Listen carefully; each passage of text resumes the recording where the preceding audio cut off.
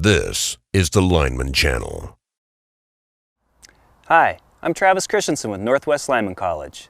The installation of ground rods is most important when installing personal protective grounds on a 3-wire system, such as an ungrounded wire delta system or transmission lines with an inadequate or no shield wire. Since electricity favors the path of least resistance to ground, it's important to make sure that your ground rod's resistance is as low as possible. That way, if the line becomes energized, most electricity will go through the ground rod instead of through your body. Now that we know we need low resistance in the ground rod, how do we achieve it? Well, let's go do some tests and find out. Here we have a series of ground rods driven at different depths in the ground. And using this ground rod resistance tester, I'm going to measure each rod's resistance. Our first ground rod is only driven 1.5 feet deep and has a ground resistance of 750 ohms.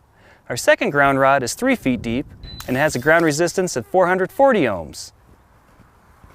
And our last ground rod was driven 7 feet deep and is reading 123 ohms. As you can see, the deeper the ground rod is driven, the less resistance it has. Think of it like a sprinkler system spewing water from many different holes or paths. By penetrating the earth deeper, the ground rod provides more paths for the flow of electrons, resulting in less resistance. By doubling the rod's depth, you can reduce the resistance by 40%. But what if you can't drive the ground rod as deep as you'd like? Your next option is to parallel multiple ground rods together. I paralleled the 1.5 foot and 3 foot ground rods and got a resistance of 255 ohms, which is less than either of them individually. If this technique is used, it's important that you create spacing around the ground rods, because as current is discharged into the earth, it displaces the same distance around the ground rod as its depth. So if I install 2 ground rods 4 feet deep, they need to be placed 8 feet apart to avoid overlapping their areas of discharge. If I install them any closer together, the resistance will not be lowered. Resistance is also affected by the type of soil the ground rod is driven into.